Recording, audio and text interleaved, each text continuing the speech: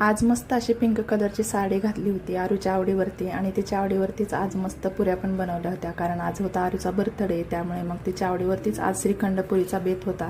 त्यामुळे मग श्रीखंडपुरी बनवून घेतली होती आणि सर्व काही साडीवरतीच मॅनेज केलं होतं बरं का.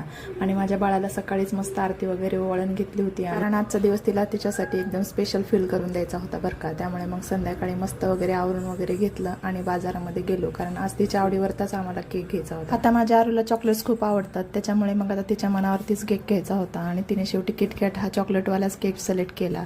केक आम्ही सिलेक्ट केला आणि त्याच्यावरती व्यवस्थित नाव वगैरे टाकून घेतलं आणि जे काही घ्यायचं होतं शॉपिंगचं सामान ते सगळं काही घेतलं आणि केक शॉपच्या बाहेर आलं बरं का.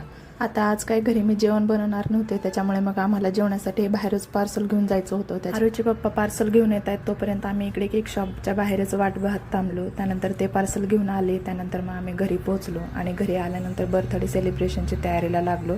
तिचे पप्पा तिला मेकअप करत होते आणि इकडे बर्थडेचं सगळं काही आम्ही रेडी करून ठेवलं होतं. आता मुलांचा बर्थडे असलं की ते खूपच जास्त एक्सायटेड असतात बरं का, कारण त्यांना कधी बर्थडे होईल आणि कधी तो साजरा करेन असं वाटतं आणि त्यांच्या एक्साइटमेंटमध्येच आपला आनंद असतो बरं का. आणि त्यानंतर मग आम्ही छोट्याशा फॅमिलीला आमचा सगळा काही बर्थडे असा सेलिब्रेट केला.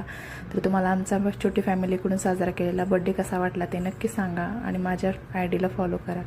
तर आजचा दिवस आमचा असाच गेला आनंदामध्ये. भेटू आपण नेक्स्ट व्लॉगमध्ये, तोपर्यंत बाय.